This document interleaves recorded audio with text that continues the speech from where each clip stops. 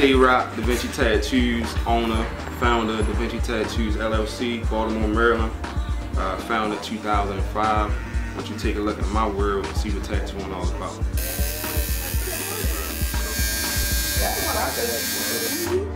When did you first begin tattooing?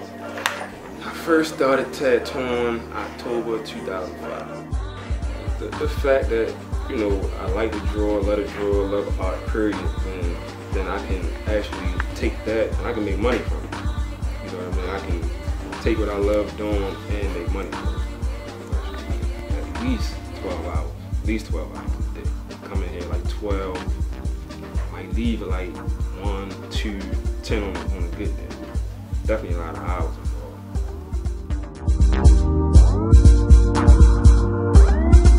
It's stupid, but if they really sit back and think, like, you can honestly learn more from a person's tattoos than you can from having a real interview with them. So if you're telling me you're a saint, but you got a picture of a devil tattooed on your arm, you know, then you should pay more attention.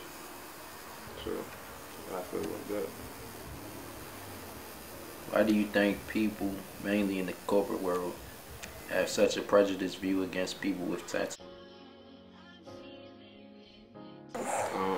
Just like with anything else, you're gonna have a prejudiced look at it if you don't know nothing about it. Like, I think if you got a prejudiced look about tattoos, then you don't know nothing about tattoos. You don't know why people get them. You don't know how, you know, it was a culture. You know, when they first started, that's what it started out at. You don't know that you only get a tattoo normally because it has a meaning to you. You know, I might have a friend or a loved one that died, and getting that tattoo, that person's name tattooed on me, or that person's portrait might make me feel better.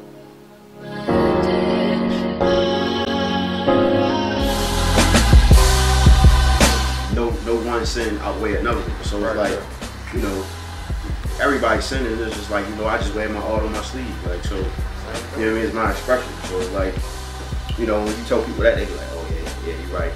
Like, don't quote the Bible to me and don't say everything. Like, you know what I'm saying? Like, Don't edit the part. Right. You don't want anybody to know out. Exactly.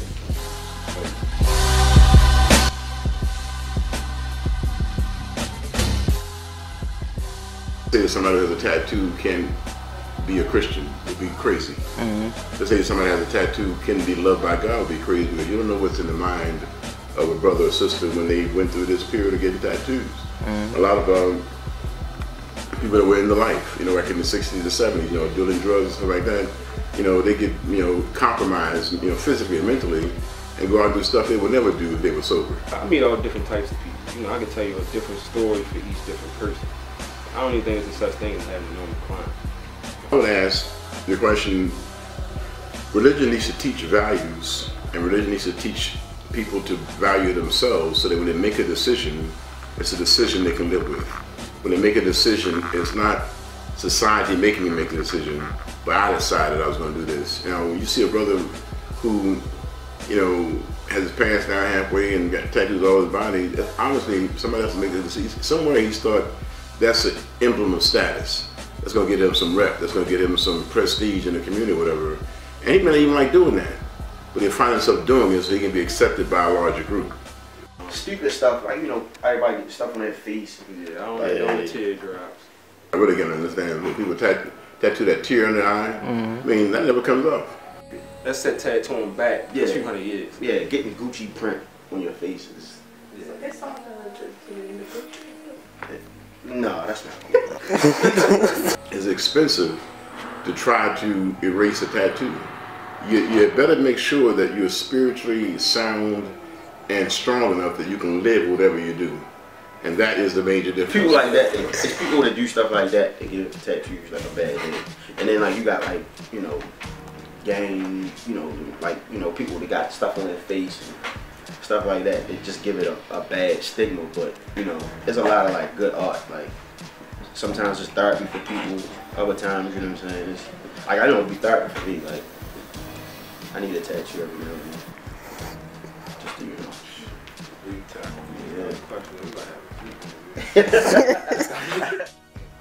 They more accepted now than they was, you know, probably back in like the 50s or the 60s or the 70s, because tattooing back then, you got a tattoo, you was automatically outcast as being a bad person. You know what I mean? It wasn't more about what was the tattoo. You could have got a heart tattoo with your mother's name in there, and you was looked at as being an outcast or a rebel. And nowadays, I see how doctors, lawyers, preachers, you know, everybody in tattoos now.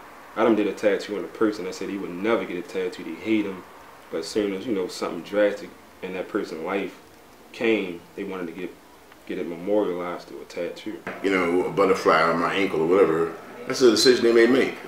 And they make it, and they also realize that, but I've got to have this in a place where my profession, my livelihood is not going to be compromised. One for tattoos, I'm going to be living the way I'm living. I wouldn't, you know, a lot of things would be different. Tattoos definitely is my love and my life.